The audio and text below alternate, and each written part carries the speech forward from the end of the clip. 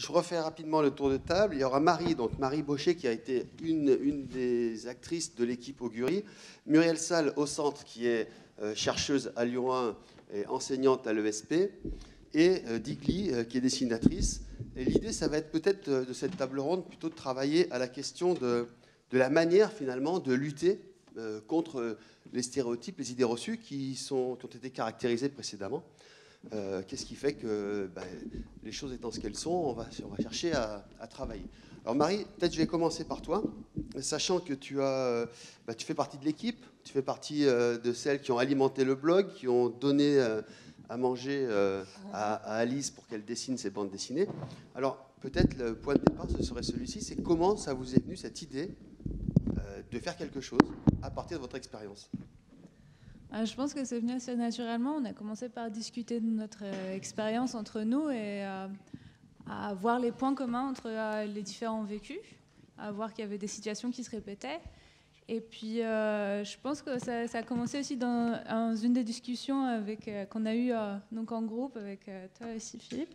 C'est que, on s'est rendu compte que c'était aussi très, très graphique. Donc, il y avait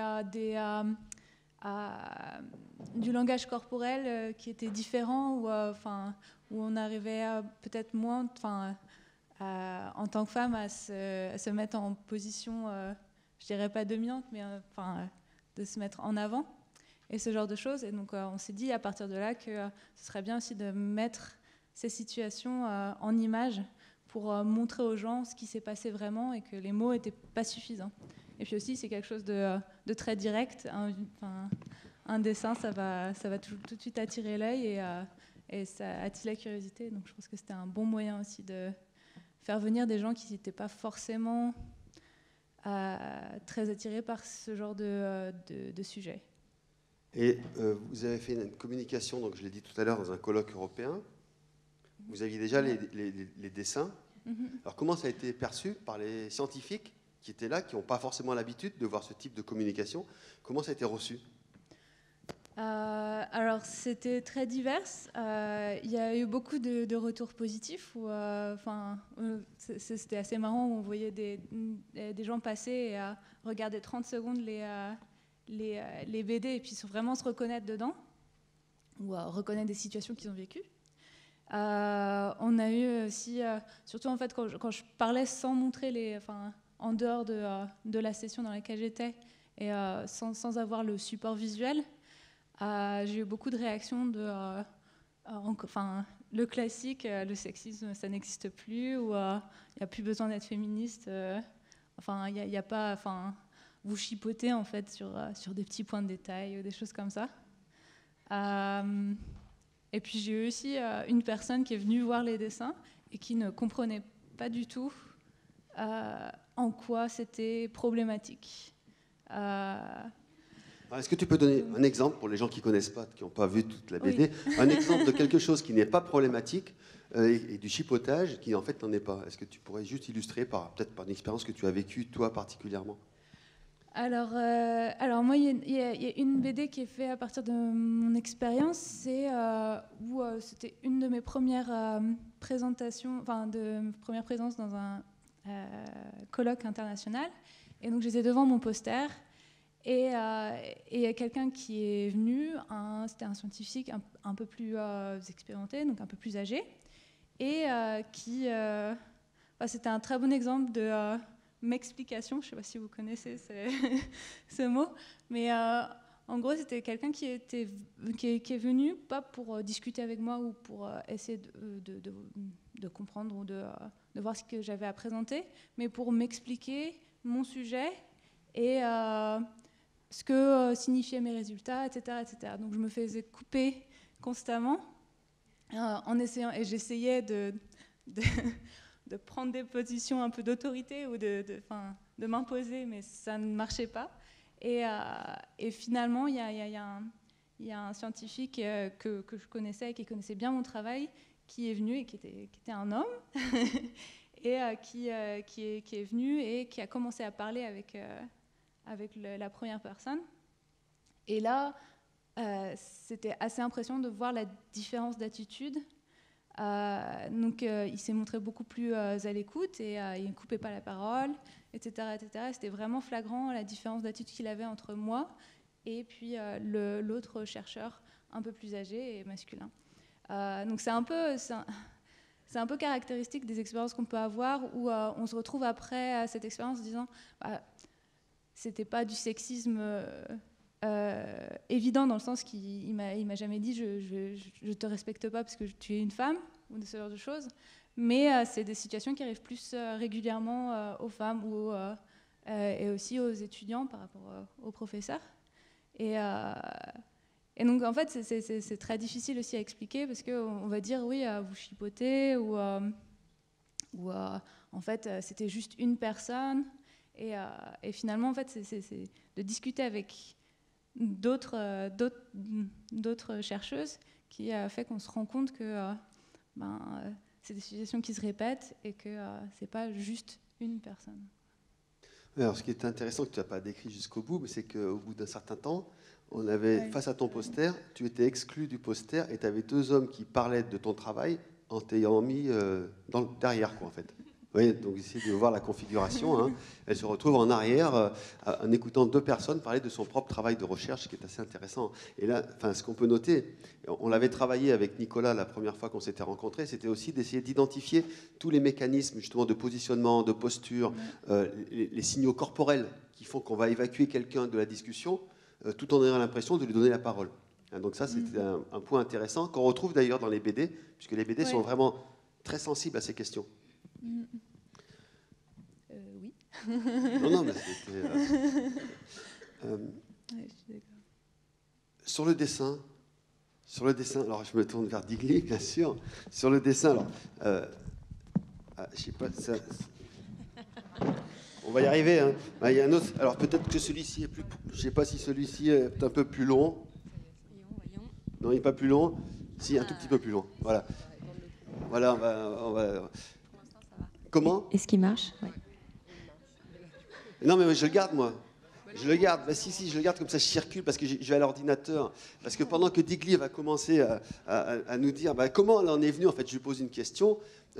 Comment tu en es venu à utiliser le dessin pour aller justement vers des aspects qui étaient un petit peu plus, je dirais, de militantisme, on peut dire ça.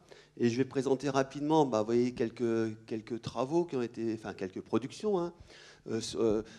Confession d'une glitter, Forever Beach, est-ce que c'est pas très politiquement correct, ça, Forever Beach, Mes égéries, etc.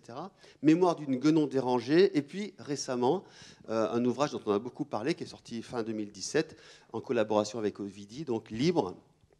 Alors comment on en vient à ce travail, en fait, à cet usage du dessin en tant qu'illustratrice ? Ça a été assez progressif et surtout, effectivement, le militantisme féministe, il a mis du temps dans ma tête à vraiment à prendre corps et j'ai mis du temps à me dire féministe et à vouloir ouvertement utiliser mon dessin pour ça. Mais au départ, le personnage que j'ai créé, qui était un ersatz de moi-même avec lequel je racontais ma vie, il servait déjà dans un sens à déculpabiliser sur plein de choses liées au féminin dont je prenais un peu le contre-pied et puis sur le poids, sur des choses, je sais pas, genre voilà, les poils, le poids, des choses qu'on avait associées aux femmes et dont on attendait vraiment toujours un résultat très, très précis. Et en fait, le switch, il s'est fait en, je pense, 2 ou 3 ans. Déjà parce que j'ai une communauté qui grandissait et avec laquelle je communique énormément. Et moi, dans ma vie privée, je me posais ces questions-là sur le féminisme. Donc, comme mon travail sur le blog était de parler de ma propre vie, forcément, j'allais aborder aussi ces questions-là. Et je crois que un des premiers articles que j'ai fait engager, c'était un article qui essayait d'expliquer un peu ce qu'était le harcèlement de rue et d'envoyer vers des liens, vers des conférences de Catherine Vidal, par exemple, dont on parlait tout à l'heure en privé, vers d'autres blogueurs ou blogueuses. Et d'ailleurs, en parlant de m'explication, quand j'ai diffusé cet article, donc c'est le premier article de ma vie qui a été autant partagé. Je crois que c'était un truc autour de 1 300 000 fois. Ça m'a tout à fait dépassé. Donc il y avait un vrai besoin de parler de ces sujets. Et en fait, j'ai reçu un message privé Facebook C'est un éditeur qui est aussi lui-même auteur de BD, qui m'a écrit pour me donner son avis sur cet article. C'est une personne qui ne m'a jamais écrit en privé et que je connais très, très peu. Et qui m'écrit pour me dire « Oh, dis donc, c'est bien, hein, tu fais enfin des choses un peu intéressantes en mise en relation avec le fait de juste parler de ma vie. Ah, là, tu prends position, c'est intéressant, c'est bien. Bon, par contre, c'est dommage parce que ça donne un peu l'impression que tu détestes les hommes, hein, donc fais attention, tu devrais peut-être reformuler la fin. » Donc c'était une espèce de conseil paternaliste qui d'une part validait ma prise de position et d'autre part me conseillait quand même de l'orienter un peu différemment pour que ce soit plus percutant.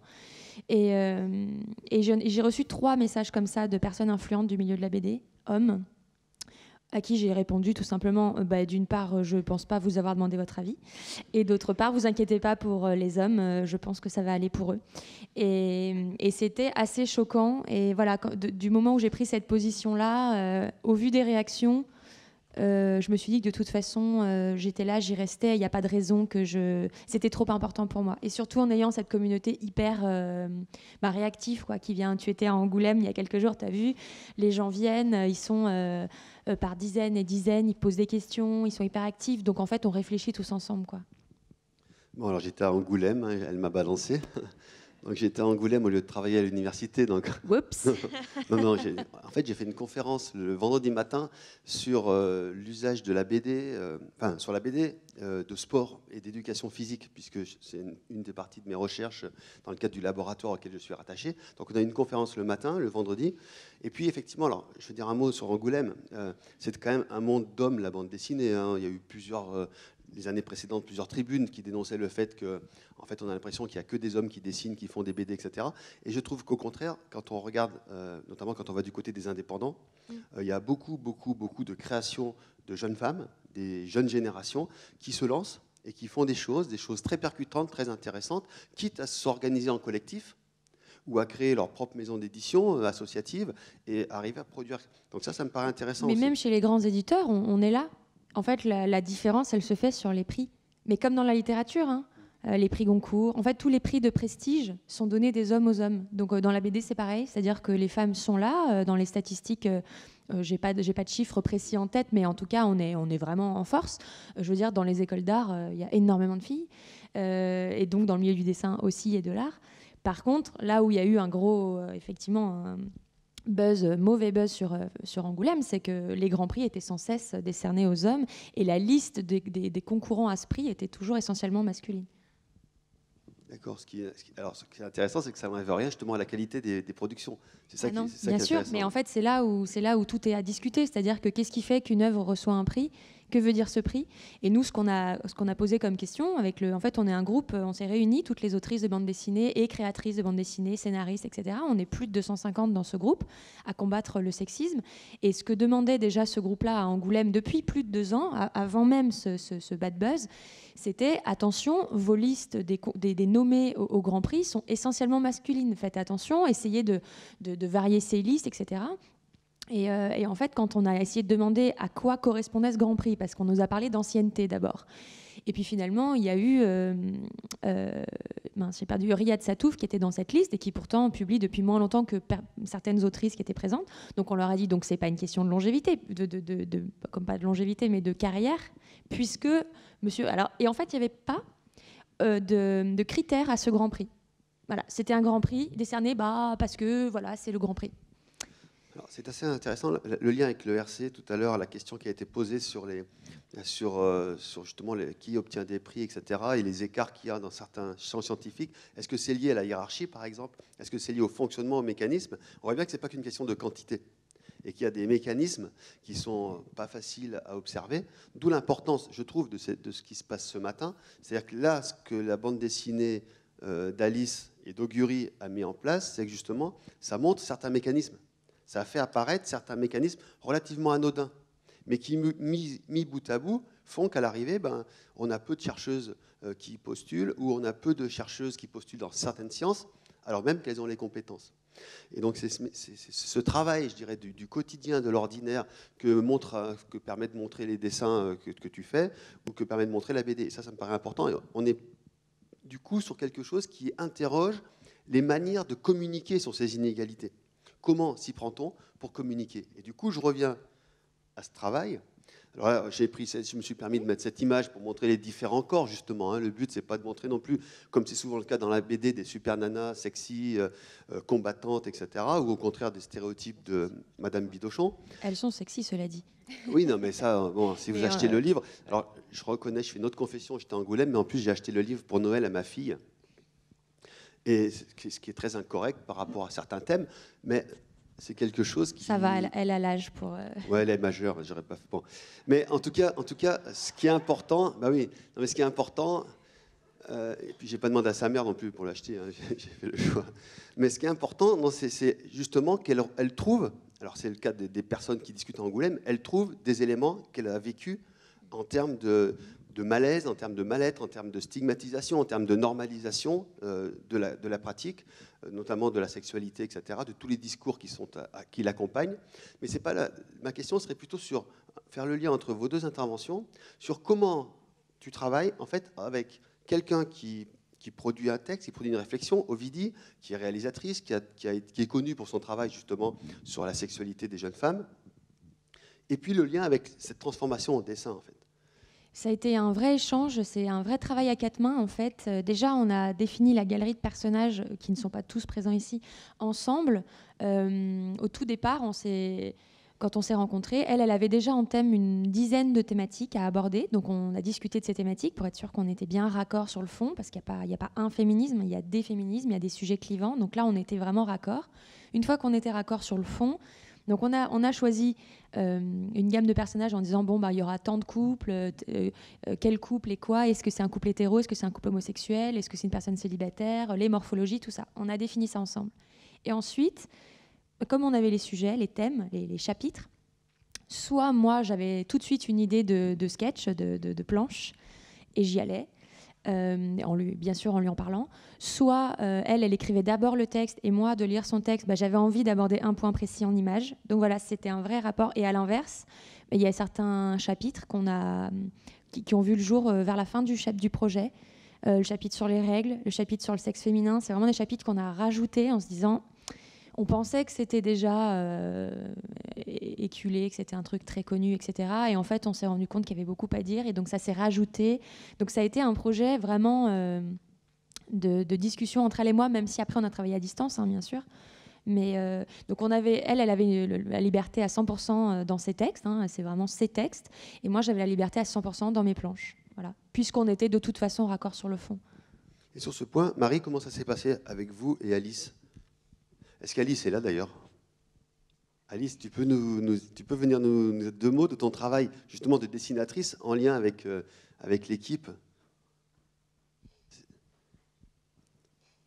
Ça vous embête pas? On prend le temps qu'Alice arrive. Hein.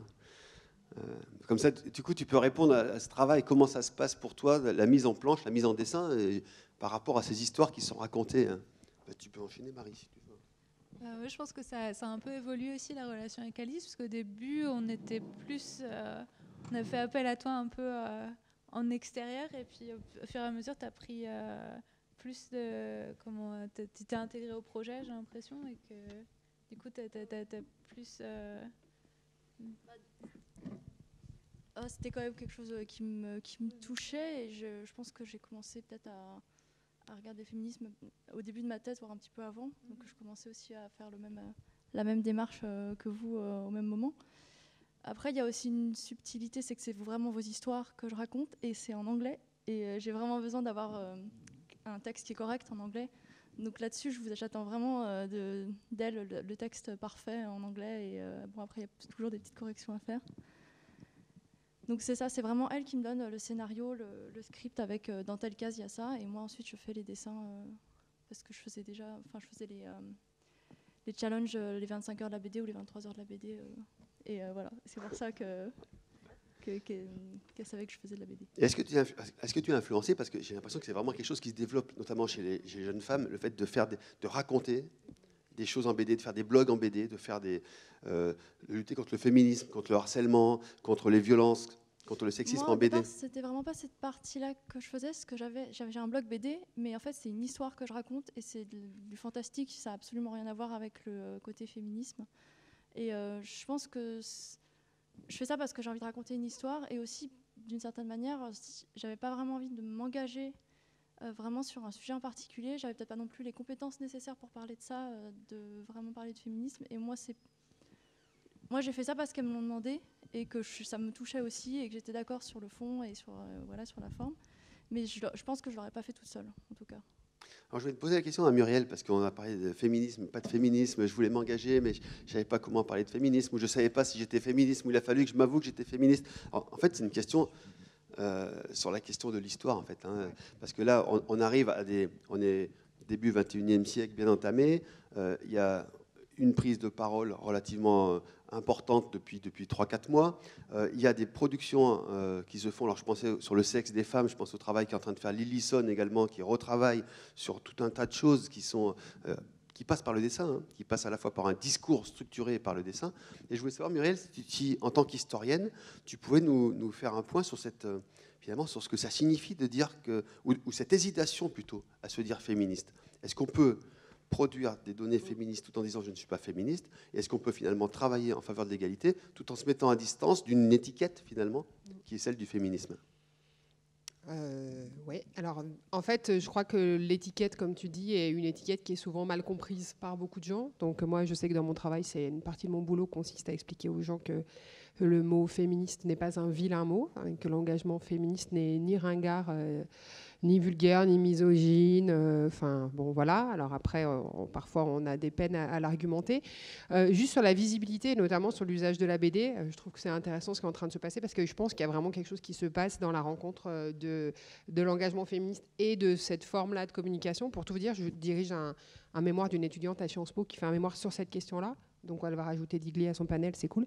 Et elle est partie de Emma. Peut-être que vous avez eu passer la BD de Emma, parce qu'en fait, il s'est passé la même chose sur une BD particulière. Toi, tu identifies un moment où il se passe quelque chose. Et Emma, c'était une BD sur la charge mentale qui a circulé de manière incroyable. Et donc, du coup, notamment, moi, je vois, il y a les mamans à la sortie de l'école qui connaissaient un peu mon engagement, qui me regardaient d'un peu loin.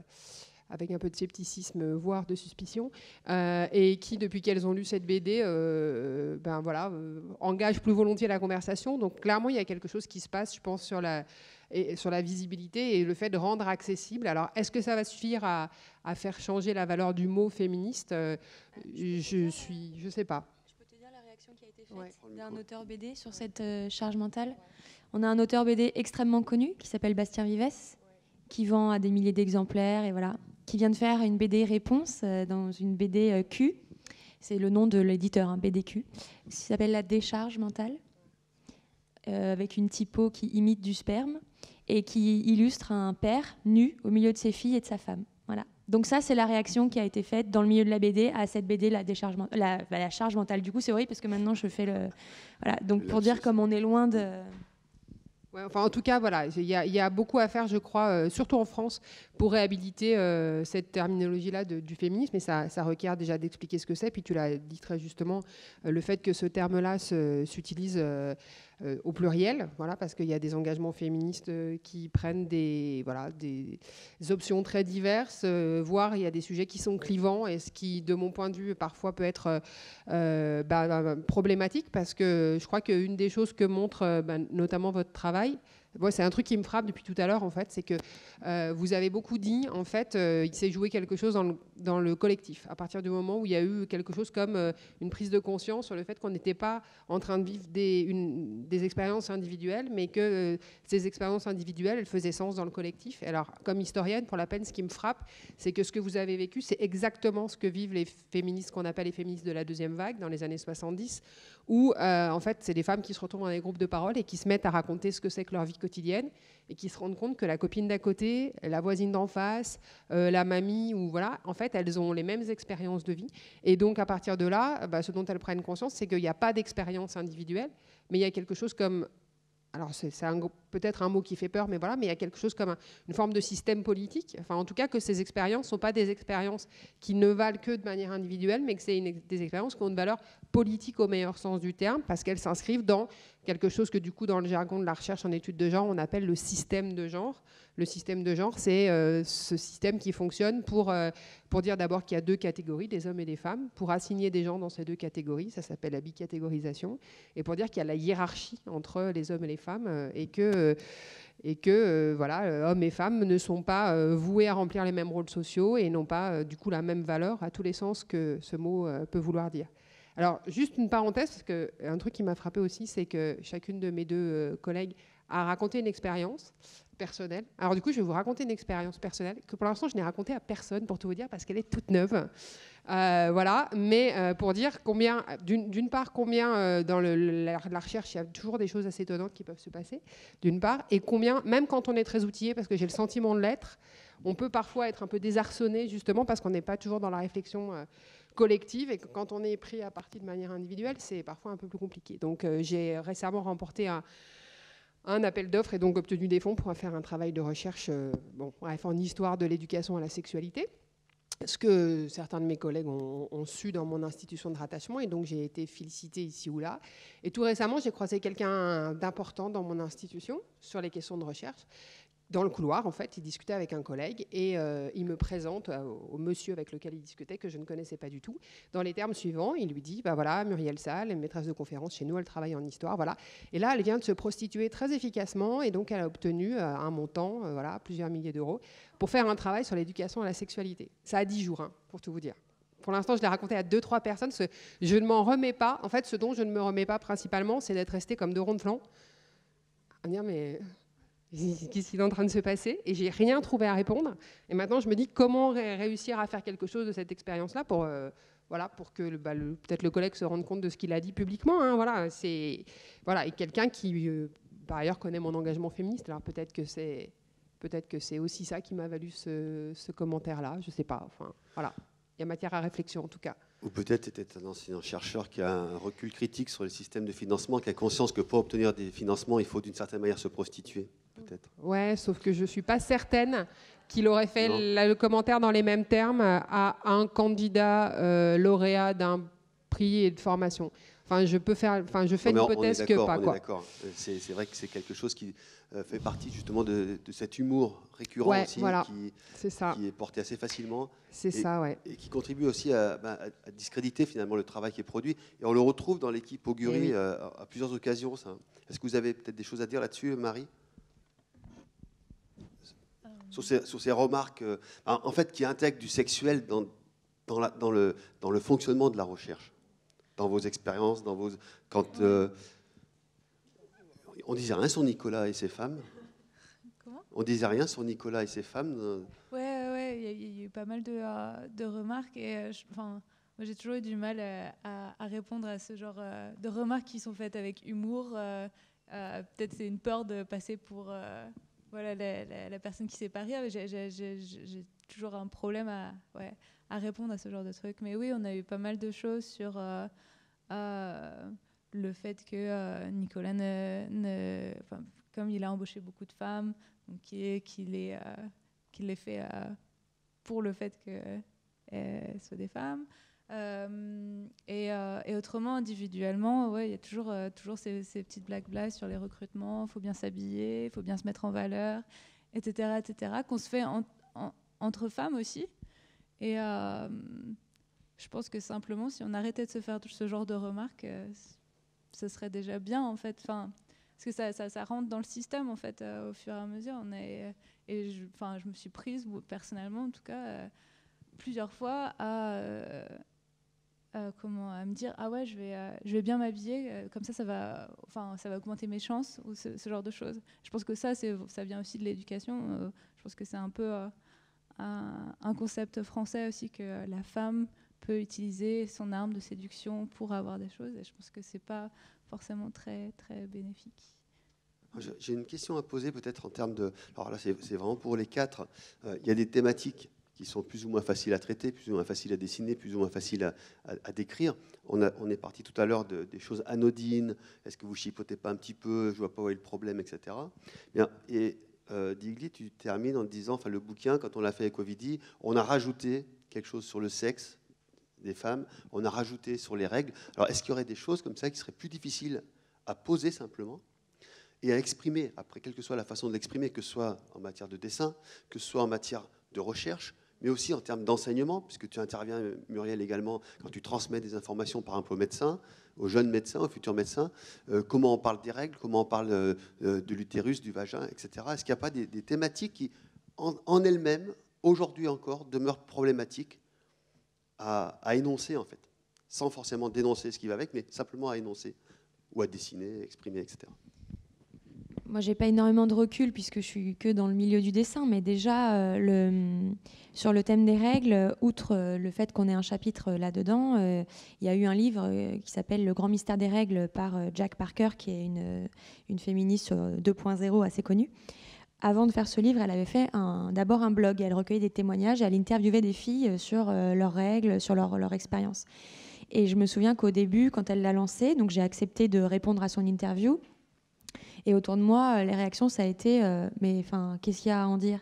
Je dis il y a plein de choses à en dire, puisque justement, on n'en parle jamais. C'est vraiment il y avait une cible très jeune pour ce projet-là. Et voilà, vraiment, la réaction, ça a été oh là là, mais qu'est-ce que vous allez nous parler de vos règles? Voilà, moi, j'ai l'impression qu'il y a sur tous ces sujets-là, quand j'ai fait un article sur l'absence de femmes, d'autrices dans les sujets du bac littéraire, on m'a répondu oui, il n'y en a pas parce qu'elles ne le méritent pas, c'est tout. Enfin, qu'est-ce que tu vas chercher toujours des trucs de féminisme où il n'y en a pas? Et donc, mais je pense qu'en tant que chercheur et toi qui formes, je pense que on en parlait dans la médecine, tu as peut-être beaucoup de choses à dire. Oui, alors, et puis pour la peine en médecine, deux choses. Récemment, j'ai fait un petit bouquin qui s'appelle Femmes et santé, encore une histoire d'homme. Et je suis beaucoup sollicitée sur ce livre. Et hier, par exemple, j'avais un entretien avec un élu qui veut faire un truc là-dessus. Et qui, justement, c'est drôle. Donc, il arrive, il a mon bouquin. Il essaie de me faire croire qu'il l'a lu, en fait. Mais il me dit, mais je pense que c'est quand même important que vous gardiez en tête que, on ne parle pas que de... C'est un monsieur âgé, sa décharge, mais enfin, vous voyez quoi? Alors, non, voilà. Je lui dis, vous avez bien vu, dans le livre, on ne parle pas que de santé sexuelle et reproductive, pour la peine, c'est comme ça que ça s'appelle. Et en l'occurrence, on ne parle pas que de santé sexuelle et reproductive parce que, alors il y a un chapitre historique dans le bouquin, on sait bien que contrairement par exemple au 19e siècle où on disait en latin, parce qu'évidemment quand on parle de choses un petit peu dégoûtantes, on parle en latin dans les écrits du 19e siècle, donc on disait tota mulier in utero, c'est-à-dire la femme tout entière se résume à son utérus. Ce qui est une idée du 19e siècle, bien sûr, quoi. Sauf qu'en fait, on se rend compte que cette idée, mine de rien, elle voyage, quoi. Et que, pour mon interlocuteur, parler de la santé des femmes, c'était forcément parler de manière quasi exclusive de leur appareil reproducteur. Ce qui, d'abord, en soi, peut-être serait éventuellement pas un problème. Le tabou des règles est un truc quand même très, très symptomatique, très occidental aussi. Enfin, c'est intéressant dans ces cas-là. Alors, je ne plaide pas que pour ma paroisse disciplinaire de ne pas faire que l'histoire. De voir que, par exemple, dans d'autres sociétés, le fait d'avoir chez les femmes un corps qui est capable spontanément de se purger d'humeurs qui sont perçues comme négatives, c'est pas perçu comme une faiblesse, mais anthropologiquement, c'est interprété à l'inverse de ce qu'on fait en Europe occidentale. C'est perçu comme le signe d'un fonctionnement plus performant du corps féminin qui est capable de faire ça tout seul, entre guillemets, spontanément. Donc c'est aussi intéressant de voir ça, comment l'interprétation d'un phénomène comme celui-ci, honteux sous certaines latitudes, glorieux sous d'autres. Donc voilà, ça c'est des choses que je trouve, effectivement, que j'essaye d'enseigner à des futurs enseignants et à des futurs médecins. Et juste sur ça, je voudrais dire un mot parce que, pareil, on l'évoquait un peu en off tout à l'heure. Je pense que tout le monde en est convaincu, mais je pense que c'est important de le dire de manière collective. La féminisation des professions ne suffit pas à faire évoluer les pratiques et à faire disparaître le sexisme. Je dis ça parce que là, par exemple, à Lyon 1, on est à une majorité de jeunes femmes inscrites en première année de médecine et j'ai rencontré ce week-end une jeune femme qui, en 4e année, décide d'arrêter ses études de médecine. Elle s'est cognée les 4 ans, le concours et tout machin, et elle arrête parce qu'elle n'en peut plus de la misogynie qu'elle rencontre dans le cadre notamment des stages, quoi. Et elle le dit, il se trouve que, bref, c'est des réseaux, et donc ses parents me l'ont envoyé, et elle décrit effectivement tout un tas de situations, et notamment elle me raconte comment, en fait, entre étudiantes, elle se recommande certains stages, où elle se donne des tuyaux sur certains services où si tu es de garde de nuit, c'est mieux de pas trop se retrouver toute seule dans la salle de repos parce que le chef de service, s'il est là, il est un peu chelou, quoi. Enfin, elles se le disent en off, quoi. Et c'est un témoignage de ce week-end, hein, donc voilà. Et en l'occurrence, on parle d'un métier qui se féminise massivement, et comme l'autre domaine où j'interviens, c'est les enseignants, alors notamment chez les professeurs du primaire, les professeurs des écoles, mais aussi dans le secondaire, la profession est massivement féminisée. Là encore, c'est pas parce que la profession est massivement féminisée que, par exemple, on donne à voir d'autres modèles de féminité ou qu'on a un discours qui serait plus égalitaire en termes d'égalité filles-garçons. Donc, du coup, peut-être la chose forte à faire passer, mais je pense que vous l'avez fait avec toutes ces entreprises-là de dessin, c'est qu'un changement, c'est quelque chose qui s'impulse et pas quelque chose qui tombe du ciel. Quand on fait l'histoire des mouvements féministes, on voit bien que rien ne s'obtient sans lutte, quoi. Voilà. Et s'impulser, ça veut dire des politiques publiques, ça veut dire des rôles modèles. Des rôles modèles, voilà, c'est des femmes qui ont réussi. Hein. Mais pas que des rôles modèles, par exemple, c'est aussi un truc important à faire passer, parce que le rôle modèle, c'est la femme exceptionnelle. C'est un peu comme quand on fait l'histoire des femmes, genre on vous sort Émilie du Châtelet, Marie Curie, enfin tout le monde n'a pas forcément envie de mourir irradiée après une vie entière de recherche. Non, mais voilà, c'est compliqué de mettre en avant que des figures comme ça, qui sont en plus avec un discours un peu hagiographique. Bien sûr, c'est des grandes femmes, et il y a besoin de réhabiliter les grandes femmes à égalité avec les grands hommes, mais je crois que ce n'est pas non plus la seule méthode efficace pour faire évoluer les choses en termes de pratiques sexistes dans les milieux scientifiques. Ouais, je pense que c'est vraiment important de discuter entre nous, et je pense que c'est important d'avoir des discussions au sein des labos. Enfin, moi, j'ai l'impression qu'il y a beaucoup de choses de politique institutionnelle sur où on va avoir plus, on va essayer d'avoir la parité ou ce genre de choses qui sont en fait mal interprétées, ou on va avoir des commentaires du style maintenant c'est facile d'être une femme en sciences parce que justement il y a toutes ces aides pour pousser les femmes à continuer ou encourager les femmes à continuer en sciences. Et donc en fait si on n'a pas ces discussions-là au sein du labo, et si on a si finalement toutes les actions antisexistes sont prises du haut et puis sont imposées aux structures, on se retrouve dans une situation où en fait ça dessert un peu la position des femmes dans le labo. Après, je pense que le fait qu'il y ait de plus en plus de femmes, ça peut aussi mettre en lumière des problèmes. Je pense par exemple à quelque chose qui est atypiquement en géosciences, c'est le terrain, où on part pendant plusieurs jours. Et quand on emmène des étudiants, si on est toute seule en tant que fille, qu'on se retrouve à avoir par exemple ces règles sur le terrain, c'est très compliqué aussi de dire j'aimerais bien avoir une pause régulièrement et ce genre de choses. Et le fait qu'il y ait de plus en plus de filles qui fassent des études, on peut se regrouper et puis justement arriver à en parler plus ouvertement. Donc je pense que... Juste si tu me permets d'enchaîner là-dessus, c'est tout le problème. Il y a une historienne merveilleuse, si vous avez la chance de ne pas encore la connaître, vous allez pouvoir peut-être la découvrir. C'est une historienne américaine qui s'appelle Joan Scott, qui explique ça, je trouve, très efficacement. Joan, J-O-A-N, Scott, S-C-O-2-T. Joan Scott, elle dit, elle parle particulièrement du terrain français, parce que je pense qu'il y a quand même une particularité du terrain français. Elle a écrit un bouquin qui s'appelle La citoyenne paradoxale, où elle dit qu'en fait, le problème des Français, je vais dire ça comme ça, c'est d'autant plus facile de le dire du point de vue des États-Unis, c'est qu'en fait, ils veulent lutter contre les effets de la différence entre les sexes, sans jamais mettre sur le tapis la différence des sexes.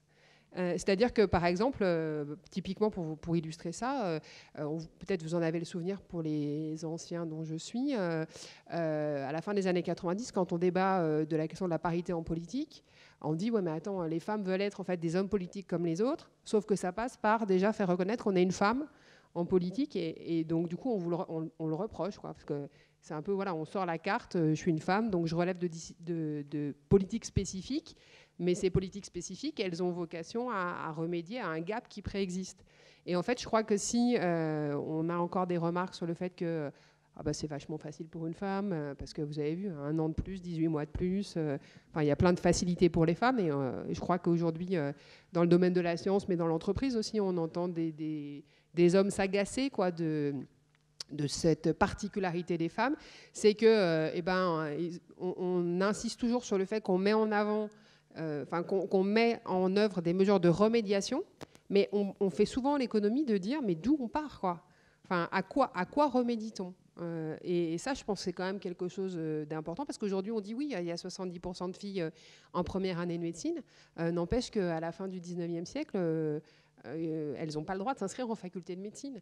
Donc voilà, je crois que c'est important de rappeler aussi, voilà, encore une fois, d'où on part, et puis le fait que, par exemple, que quand il y a des femmes dans un certain nombre de domaines de la recherche scientifique, elles n'occupent pas les mêmes positions, elles rencontrent quand même toujours le plafond de verre, qu'au cours de leur carrière, même si à titre individuel, elles ont le sentiment d'avoir pas rencontré vraiment de difficultés. Et en réalité, quand on gratte un peu...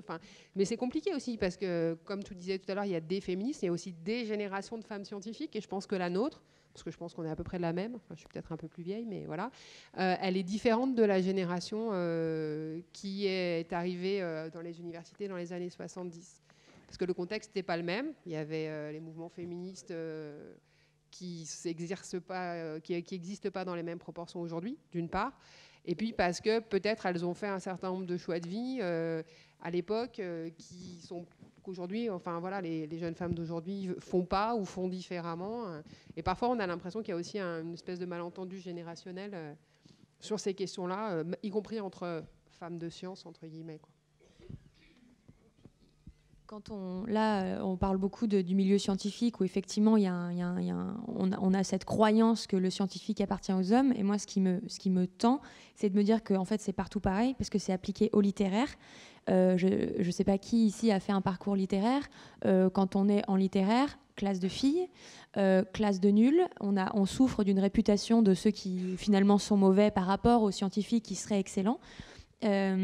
Et ce que je trouve incroyable, c'est qu'en classe de littéraire, donc on est à 80% des femmes, des filles, des jeunes femmes, on n'étudie que des hommes.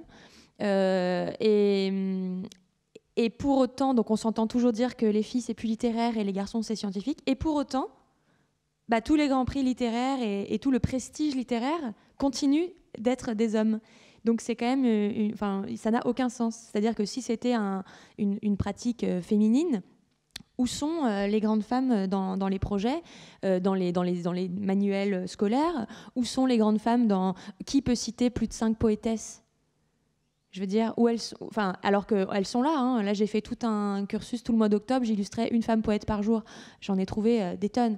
Donc, d'un côté, on nous dit le féminin, la poésie, par exemple, c'est gnangnan, c'est pour les filles. Et d'autre part, les seuls poètes ou les seuls littéraires qui ont des grands prix de prestige restent des hommes. Donc, en fait, c'est partout le problème, même dans les choses dites plus féminines et qui se mesurent en chiffres, puisqu'effectivement, en terminale littéraire, il y a, je ne sais pas pourquoi, il y a beaucoup plus de filles que de garçons. Alors là, pour passer les 5 poétesses, vous avez le site de Digli qui est... Les 30 poétesses. Non, mais pour passer les 5, justement. Ah oui, pour passer le cap des 5 que vous êtes capable de... Non, mais ça m'a choquée. Je me suis dit, mais j'ai quand même fait des études. Alors, bien sûr, j'ai pas fait d'études post-bac littéraire, mais en littéraire, j'étais hyper investie. Et j'adore la poésie. Et en fait, il y a 2 ans, je me suis rendu compte que j'en avais 3 de femmes poètes et que j'avais quasiment jamais lu de poèmes de femmes, alors que je bouffe de la poésie depuis que j'ai 15 ans et que j'en ai 30 dans 2 semaines. Donc je me suis dit, il y a un problème. Et voilà, et c'est partout pareil, même dans ce qu'on prétend être très féminin, à savoir la poésie. Et d'ailleurs, le traitement qu'on fait d'un poème de femme n'est pas du tout le même d'un poème d'homme, et beaucoup ont eu du mal à publier, mais voilà, c'est vite gnangnan. Et quand on parle de la littérature dite féminine, moi, ce qui m'a été dit, donc justement, quand je me suis battue pour dire qu'il n'y avait pas de femmes au bac, etc., on me disait, oui, mais bon, les femmes, finalement, elles parlent de quoi? Elles sont toujours dans l'intime, elles parlent beaucoup d'amour. Ah oui, puis quand Flaubert écrit des choses sur l'amour, alors là, c'est génial. Donc, il y a une espèce de traitement de double traitement, c'est-à-dire qu'un homme qui parle d'amour, ça fait un best-seller, une femme qui parle d'amour, oui, bon, ça va, les violons. Et la poésie, du coup, ça a souffert énormément de ça, puisqu'elles ont disparu. Voilà. Alors c'est un petit peu différent dans la science, puisque logiquement, la production scientifique, on pourrait dire d'une certaine manière, elle aspire à la neutralité par le système de sélection, par le système d'évaluation. Non, ne rigole pas, Muriel. Oui, mais tout dépend qui évalue et qui donne les prix. Non, en termes d'évaluation, l'idéal scientifique, c'est un idéal de neutralité qui fait que ce n'est pas une question même de sexe, c'est une question d'auteur. La connaissance échapperait à son auteur. Alors c'est vrai que dans les sciences sociales, dans les sciences humaines, c'est des thématiques qu'on aborde différemment parce que la posture, la position du chercheur, de la chercheuse joue un rôle, bien sûr, dans la façon de questionner, dans la façon d'observer, etc. Mais dans les sciences de la Terre, par exemple, est-ce qu'il n'y a pas cette façon, finalement, de revendiquer une production, une écriture qui serait justement indépendante quasiment du chercheuse ou de la chercheuse ou du chercheur? Je ne sais pas, je pose la question. C'est une question d'épistémo. C'est une question d'épistémologie, mais pas seulement. C'est aussi c'est quelque chose qui renvoie à un idéal de la science. Et si on est sur l'idéal ou sur une science idéale, on n'est plus sur l'épistémologie. On est sur ce qu'on s'imagine comme devant être quelque chose qui serait la connaissance la plus objective possible. Alice ? C'est vrai que normalement, dans le système d'évaluation par les pairs, donc déjà, il y a des reviews qui sont faites. Là, ça peut parfois pas être parfaitement objectif, mais à la fin, on a un article qui est publié avec un résultat qui est important ou pas, et qui est cité ou pas dans d'autres publications. Et en général, je pense que là-dessus, ça doit quand même normaliser le nombre de citations. Après, c'est aussi, il faut réussir à publier le papier pour pouvoir être cité, ou ce genre de choses, et c'est un autre problème. Il y a Claudia qui voulait réagir là, sur cette question de publication. Well, maybe not publication, but I always get a bit afraid to talk about scientific objectivity in terms of gender. I don't like when I have experts in my panels that say, oh, I am gender blind. I hate that, because I don't want people to be treated as if they are genderless. I want them to be treated as an individual. I don't want a specific, either you fit the format, either you fit the general image that we have, how you should be, how you should have performed. No, I hate the idea of having anonymous evaluations, that you hide the gender. I hate that. Alors Claudia critique totalement l'évaluation anonyme, qui fait que les personnes seraient des personnes sans genre, des personnes qui seraient neutres finalement. Pourtant, c'est ce qui se passe, d'une certaine manière, c'est ce qui se passe en tout cas au niveau des publications scientifiques. Là, on est sur un autre registre. Les publications dites en aveugle, où on n'a pas a priori, on n'a que le texte. On ne sait pas qui écrit. Et si les publications sont en anglais, comment ça, est le nom de l'auteur?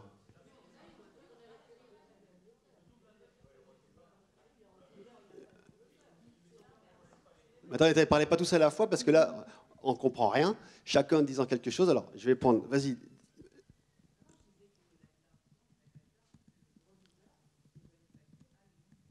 Ah bah non. Ah bah non. En tout cas, ça veut dire... Alors c'est intéressant. Ça veut dire qu'on est sur des usages. Ça veut dire qu'on est en train de s'empailler, là, alors que ça fait 1h30 qu'on travaille ensemble. Et là, on s'empaille sur quoi? En fait, sur des usages différenciés, apparemment, en fonction des champs scientifiques. En tout cas, en tant qu'expert, j'ai expertisé un certain nombre de papiers. Quand je reçois, en tant que reviewer, je reçois un texte, il est complètement anonyme. Complètement anonyme.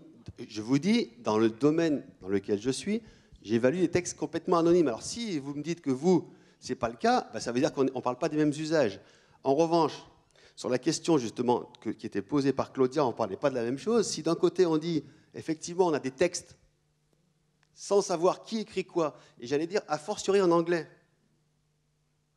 A fortiori en anglais. Si jamais l'auteur, qui est une femme, accorde au féminin certains adjectifs, on va dire bah, c'est elle, c'est une femme qui écrit, mais sinon en anglais, ça va être neutre, encore plus neutre. Mais ce n'est pas la même chose, effectivement, que ce que dit Claudia, le fait de prendre en compte, dans un sens positif ou négatif d'ailleurs, ça peut jouer dans les deux cas, le fait de prendre en compte la position de l'auteur, mais ça peut être pas seulement sa position, ça peut être sa nationalité. Si on lit un texte dont on sait qu'il est écrit par exemple par des Indiens ou par des Sud-Africains, ça peut avoir un impact sur la perception que je vais en avoir. Et donc, ce n'est pas la même chose, effectivement, que d'avoir un texte complètement anonymisé. Je ne sais pas si c'est ce que tu voulais prolonger, Alice. Ce que je voulais dire, c'est qu'il y a quand même certains thèmes de recherche qui sont suffisamment ciblés pour qu'on puisse deviner l'auteur, même si on n'a pas... Bien sûr, après, au niveau spécialisation, bien sûr. Bien sûr. Oui, c'est souvent que ça arrive, ça, quand même. Enfin, quand on évalue des papiers ou... Voilà, quand on est un peu expert sur un champ, en fait, honnêtement, quand on voit où a été fait le terrain, enfin, j'ai parlé pour les sciences humaines, mais sur quel type d'archives, voilà, moi, on peut m'enlever le nom, je sais qui je suis en train d'évaluer, en fait. Hein. Enfin, très souvent, quand même, c'est quand même une forme d'entre-soi. Bon, après, juste pour te répondre sur ça, il y a quand même, à la fin des années 70, et derrière, il faut aller voir du côté quand même, il faut faire un peu d'épistémologie, de sociologie des sciences, quoi. Il faut regarder ce que dit Latour, il faut regarder ce que... À la fin des années 70, il y a quand même des sociologues qui, je crois qui sont sur Édimbourg, qui montrent comment, effectivement, l'origine géographique d'une théorie scientifique, quand on est dans le cadre de l'analyse d'une controverse, participe très efficacement à lui donner du poids ou au contraire à la discréditer. Donc ce que tu disais, voilà, est-ce que c'est quelqu'un qui bosse dans un labo sud-africain ou, voilà, ou indien par exemple, ou est-ce que c'est tel labo Harvard par exemple? Il y a quand même des choses qui ne sont pas forcément formulées et d'ailleurs pas forcément conscientisées, mais qui font qu'on accorde une valeur qui est quand même relative. Voilà, il y a des signes quand même qui te sont envoyés par les papiers que tu évalues. Ce serait, à mon avis, c'est quand même une erreur de. Enfin, c'est pas tout à fait vrai de dire l'objectivité scientifique s'exerce de manière absolument neutre. Et voilà, il n'y a pas de discrédit en fonction du sexe de la personne qui écrit. C'est sur. Alors, je pose une question. Est-ce que c'est sur les systèmes d'évaluation que vous voulez intervenir, ou est-ce que oui, oui, c'est pour savoir parce qu'en fait là j'ai l'impression que j'ai relancé un autre débat qui est à côté de ce qu'on avait fait, mais bon, si on peut juste réagir en deux mots là-dessus, pourquoi pas. Je voulais juste te dire, j'avais pas compris très bien quel était le sens de la question de cet idéal scientifique qui devrait s'affranchir de questions de genre. Il me semble que dès que la question elle est posée, en fait, elle est confrontée à la réalité, qui sont les usages, hein, un peu la même discussion qu'on a eue là, un peu comme ça. Et les usages, ils font que cette neutralité, dans mon expérience, elle n'existe pas, parce qu'elle dépend de l'éducation, elle dépend du recrutement, elle dépend de la formation, elle dépend de tout ça. Donc j'ai du mal à la trouver réelle. La question ? Oui, je vais peut-être aller un peu dans le même sens, c'est-à-dire que la question de la façon dont est évalué l'article proposé, évidemment, qu'on aspire à la neutralité scientifique, ce qui compte, ce sont les résultats, ce qui compte, c'est l'avancée des connaissances, ce n'est pas les auteurs ou auteurs qui devraient compter. Mais là où l'évaluation est un vrai problème, c'est dans tout le système de recherche, le recrutement, la carrière, la publicité en amont. Pourquoi les femmes sont-elles majoritaires dans les études scientifiques, en lycée, et puis petit à petit disparaissent? Il y a aussi beaucoup de choses à faire savoir qu'il y a des carrières possibles, des choses comme ça. Mais surtout, tant qu'on a les mêmes critères d'évaluation qui sont des critères productivistes pour la carrière des chercheurs, pour le financement des chercheurs, c'est pas tout d'avoir un papier évalué. Encore faut-il avoir eu le financement pour le faire, ce papier. Et tant qu'on a des critères productivistes, ça veut dire qu'au mieux, si on est parfaitement neutre, si vraiment on ne fait aucun sexisme, on va reproduire les biais de la société. Parce que ce sont encore les femmes qui ont le plus de charges de famille, qui ont le plus de charges annexes, etc. Qui ne peuvent pas rester jusqu'à 11h le soir et tout. Donc, voilà, la neutralité du papier, c'est un problème qui est bien loin de, je dirais, du cœur de la discrimination dans la recherche. Merci, je crois que là, il y a une convergence des réactions. Oui, Marie ? Je veux juste rajouter un truc un peu plus terre à terre. C'est, du coup, j'ai des amis qui sont en maths appliquées.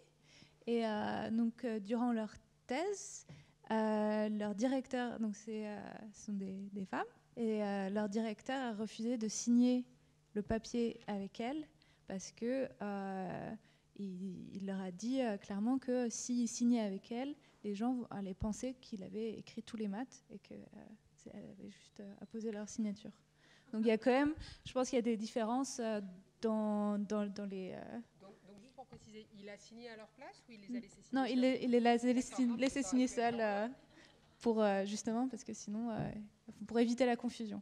Et je trouve ça incroyable qu'ils ne puissent pas signer en deuxième auteur, que ça soit directement catalogué comme...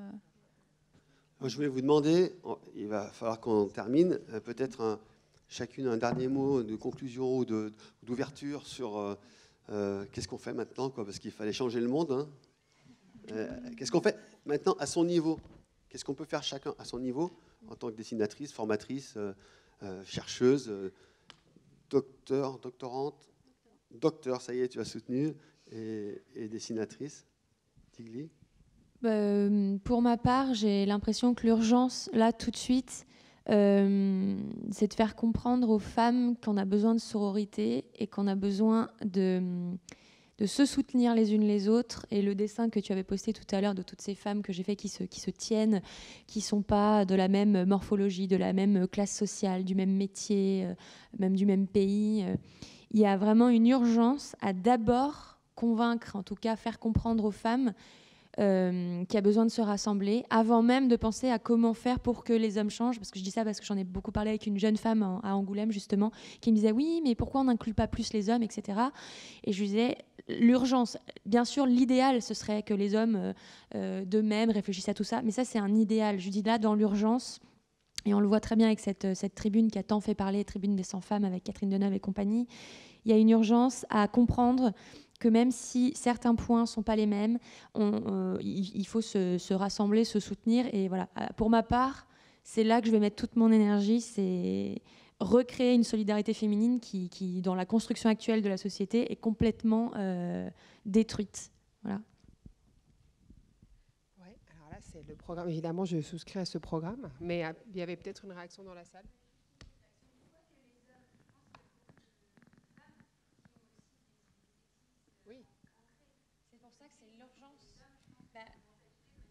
Exactement. C'est pour ça que l'urgence, comme on n'est pas justement encore réunis, c'est-à-dire que les femmes ne font pas un pôle fort qui s'opposerait aux hommes. C'est pas du tout ce qui se passe. Il y a énormément de femmes, et c'est ce que je disais avec cette tribune, qui sont complètement dans un système sexiste, qui ont en fait pris ces codes-là et qui agissent pour elles comme des hommes et qui du coup ne veulent surtout pas avoir attrait avec quoi que ce soit de féminin parce que c'est rabaissant et qu'elles s'en sont sorties sans ça. Donc ça, c'est grave parce que du coup, en plus, ça met l'accent sur ces engueulades-là. On avait vu ça aussi avec Christine Angot qui parlait du viol. En fait, on met l'accent sur finalement, regardez, deux femmes qui s'entretuent et on en oublie de parler du système et du patriarcat, etc. Donc l'urgence, c'est beaucoup plus de faire comprendre aux femmes l'importance du féminisme qu'aux hommes, à mon sens, pour l'instant, en première étape. Parce que preuve en est, même en étant femme et donc statistiquement victime de toutes ces injustices, on peut ne pas s'en rendre compte et on peut avoir choisi d'être de l'autre côté. Et ça fait pour moi partie des barrières les plus difficiles du féminisme et qui, à mon sens, est prioritaire par rapport à éduquer davantage les hommes. C'est évidemment en corrélation, mais pour l'instant, je pense qu'il y a beaucoup à discuter entre femmes et à comprendre l'urgence de tout ça et à pas dénigrer le féminisme. Mais ça, c'est très long. Alors du coup, voilà, d'abord je souscris à ça. Après, la question qui est posée, c'est qu'est-ce qu'on fait à notre niveau? Donc moi, je vais continuer juste à faire mon boulot, savoir former des enseignants et des médecins. Alors, cela dit, et pour compléter, je crois important de faire comprendre, alors du coup peut-être ce sera la nuance que j'apporterai, qu'il y a quelque chose qui est, je l'ai utilisé ce terme et toi aussi, qui est de l'ordre du système. C'est-à-dire qu'encore une fois, la somme des expériences individuelles, ça fait un vécu collectif, et que ce vécu collectif-là, il a du sens collectivement, et c'est collectivement qu'on travaille dessus pour l'infléchir, voire le combattre. Voilà. Mais pour la peine, par exemple, sur le terrain de l'enseignement, de la formation des enseignants, on articule plein de problématiques qui ont été brassées, là, par exemple, tout à l'heure, notamment, puisque monsieur disait, il y a beaucoup de femmes professeurs de sciences en lycée, et après, par exemple, moi, je vois tous les ans des femmes qui ont commencé des carrières dans l'enseignement supérieur, qui ont fait des thèses, elles sont nombreuses, et qui se réorientent dans leur parcours de professionnel, hein, et qui viennent voilà, passer un master métier de l'enseignement et devenir professeur dans le secondaire. Et clairement, elles disent toutes articulation des temps de vie. Comprendre, j'ai des gosses et un mari, et donc du coup, c'est chaud de continuer à travailler dans un labo de recherche. Et c'est très compliqué, je vous le dis franchement, hein, dans ce cadre-là, de faire une formation sur la culture de l'égalité filles-garçons à des femmes qui, à titre individuel, parce qu'elles ne sont pas que des professionnels, hein, se prennent dans la gueule un certain nombre des choses que je raconte comme une forme de désaveu, en fait.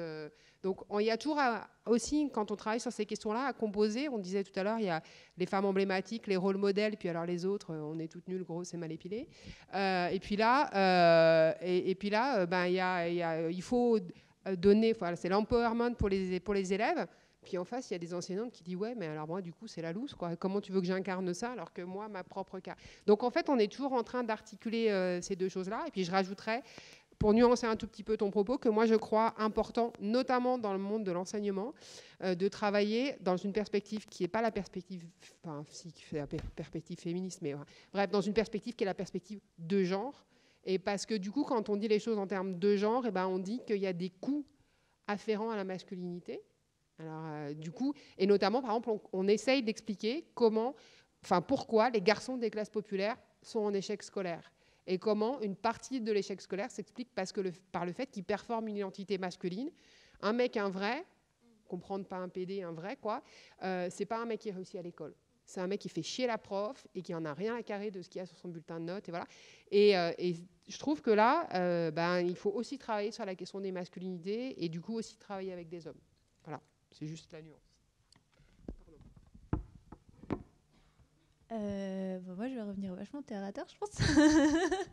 Moi, je pense que, pour moi, en tout cas, en tant que chercheuse, ce qui est important, c'est le truc le plus important, c'est en fait de se cultiver soi-même sur ces thématiques-là, parce que je pense que je pense que tu seras d'accord avec moi. Au début, on a tout le temps un peu tendance à pas vouloir en parler parce qu'on se sent pas qualifié ou on a juste une expérience personnelle. Donc je pense que c'est vachement important de lire sur ces sujets-là et d'échanger. Et autrement, j'ai bien envie d'aller embêter les personnes de mon labo et de discuter. Donc dans mon nouveau labo, maintenant, on se retrouve avec des thématiques un peu différentes parce que c'est très international. Donc on a des gens qui viennent d'Inde, d'Iran, des États-Unis, etc. Donc c'est différent des labos d'ici, mais on a commencé à faire des rendez-vous mensuels pour parler de la vie dans le labo et des problèmes d'égalité, donc pas seulement d'égalité de genre. Donc voilà, et je pense que c'est important d'avoir ce genre de discussion et d'avoir des vrais moments de discussion ou des vrais rendez-vous où on peut en parler dans le labo, même si on est des scientifiques et voilà, on n'est peut-être pas forcément très à l'aise à discuter ce genre de choses. Voilà. Alice, le mot de la fin, puisque c'est la BD qui nous a réunis ici. Oui, c'est vrai que je pense que tout a été dit là par mes collègues. Moi, j'ai toujours du mal, je trouve, à parler de féminisme moi-même parce que je vois bien que j'ai encore des biais et des préjugés moi-même. Et de temps en temps, je me considère même moi-même comme une espèce de génération perdue et que je sais que j'arriverai jamais à aller à la piscine sans m'épiler, par exemple, ou ce genre de choses. Et ce qui est vraiment le plus important pour moi, c'est de vraiment tout miser sur les générations qui viennent, de communiquer avec eux et vraiment de leur faire comprendre que c'est important et que ça influe beaucoup sur leur vie. Merci. Alors, avant... Oui. Wow. Alors, je vous...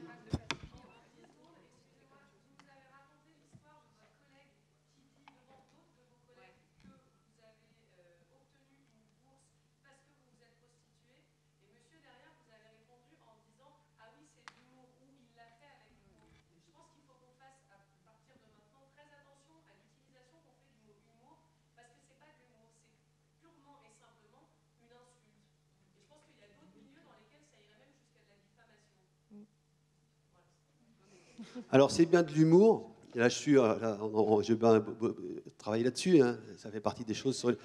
Non, mais ça fait partie des choses. Vous voyez, par exemple, je dois intervenir dans le cadre du Master Egalabs, le Master Égalité dans les activités physiques qu'on a monté à Lyon avec Cécile Autogali, qui interviendra tout à l'heure.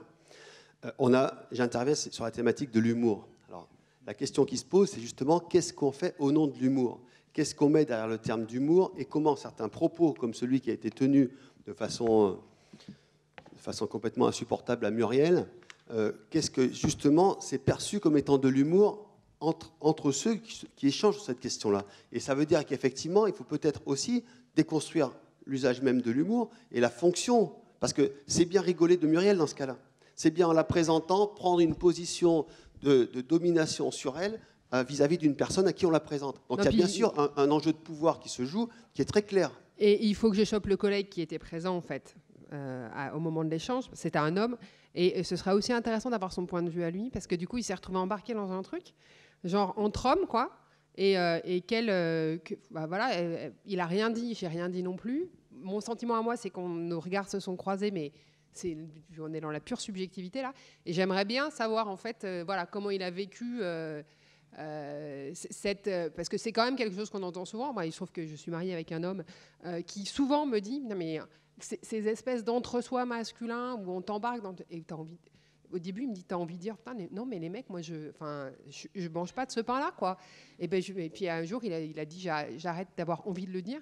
Puis je le dis. Ça me fait pas rire en fait. Et ce serait intéressant de voir ce que le collègue qui a été pris à témoin aurait à en dire, quoi. Ouais, bon. Enfin, pour terminer, donc, je crois que là c'est justement un enjeu. Et là, c'est le débat qui a commencé à se faire dans la conclusion entre Digli et Muriel sur. Avec ou sans les hommes, en fait. Voilà, avec ou sans les hommes, mais bien sûr, bien évidemment. Et la question, elle se pose aussi, c'est-à-dire que dans l'interaction, il ne faut pas penser que justement les hommes, et ça là-dessus, moi je suis radical, c'est pas les hommes ou les femmes. C'est-à-dire que cette prise de conscience dont tu viens de parler, de tout d'un coup, la connivence qui est établi a priori entre hommes et qui fait qu'on va se dire des choses, on va se permettre de dire des choses entre hommes parce que par défaut, on va tous les accepter, on va les partager, on va en rire, c'est quelque chose qui est erroné. Et ça pose la question effectivement des conditions de la possibilité en tant qu'homme d'échapper à cette connivence, ce qui pose aussi des rapports de pouvoir, des rapports de force, etc. En l'occurrence, si jamais, j'ai un exemple en tête là, hein, j'ai fait une formation sur le harcèlement sexuel à la préfecture, et on est sorti, j'étais le seul homme à faire cette formation, c'était avec les différents services de l'État et différents ministères déconcentrés, etc. Et on sort à la pause, et il y avait un autre groupe, il y a eu des blagues qui ont été tenues, alors moi du coup je suis resté dans le hall pour écouter ce qui se disait, des blagues qui ont été tenues sur le groupe de femmes qui sortaient. Et en fait, ce mécanisme se retrouvait là. C'est-à-dire que celui qui faisait les blagues, j'ai compris que c'était quelqu'un qui, dans le groupe, avait une position dominante. C'était peut-être un chef de service quelconque. Et face à qui, eh bien, les autres étaient dans l'obligation, quasiment dans l'obligation de ricaner, les autres, hommes et femmes. Même si ce qu'ils racontaient, c'était débile, c'était idiot, etc. Mais là, du coup, ce n'était pas l'humour qui jouait, c'était le rapport de pouvoir, le rapport de force. Et cette personne qui, du coup, surjouait son rôle en formulant des choses qui étaient complètement idiotes et complètement décalées par rapport à ce qui se passait. Je propose qu'on termine là. Oui, pardon, Digli. Parce qu'on me comprenne bien, hein. Quand je dis, c'est pas ne pas inclure les hommes dans tout ça. Au contraire, et dans l'ordre de l'intime, c'est pointer quand il y a une blague pas drôle, pointer quand c'est grave, etc. Ça, on est bien d'accord. Ce que je voulais juste dire, c'est en tant que femme, quand on est dans le féminisme, c'est hyper dur parce que on se fait beaucoup rejeter. C'est hyper difficile de tenir cette position. C'est plutôt de se dire. Pour l'instant, je ne considère pas, est-ce que je suis trop violente? Est-ce que je fais peur aux hommes? Est-ce que les hommes, parce que moi, toute la journée, les hommes viennent me dire, moi, je trouve que c'est quand même bien par l'humour, parce que parfois, certaines féministes sont trop agressives, et on vient finalement, soit me complimenter, soit m'expliquer comment être féministe. Donc c'est plutôt oser combattre ce qui nous semble juste, et ne pas s'inquiéter de faire peur aux hommes. C'est plus dans cette logique-là, et dans le domaine privé, évidemment, de pointer ce genre de situation au mieux quand on le peut, parce que souvent, comme tu disais, ça coupe un peu la chic. Mais voilà, c'est pas exclure les hommes, c'est ne pas s'inquiéter de se dire « Ah, mais quand même, est-ce qu'on n'exclut pas ?» Non, voilà, on continue, et ça bougera avec le reste, quoi. Alors, pour terminer, et que ça bougera, parce qu'on a un petit programme à tenir, donc là, on va avoir une pause qui sera une pause déjeuner pour les personnes. Alors, il y a l'exposition d'Alice que vous pouvez, bien sûr, consulter dans la salle en sortant à votre gauche, à votre droite plutôt. Pour les intervenantes, on va partager un petit buffet. Et puis, je voulais quand même remercier quand même quelqu'un qui s'est complètement mis en retrait. C'est Nicolas Coltis, qui est quand même officiellement le porteur du projet ERC, et qui a justement eu dès le début un travail de mise en avant, de questionnement et de promotion de ces jeunes chercheuses qui, dans un certain nombre de laboratoires, sont plutôt les petites mains. Et là, je trouve que c'est important de le souligner, et je tenais à ce qu'on remercie collectivement Nicolas. Merci. Et puis, bien sûr, comme on termine, on continue à applaudir le panel qui a été réuni à cette table. Merci.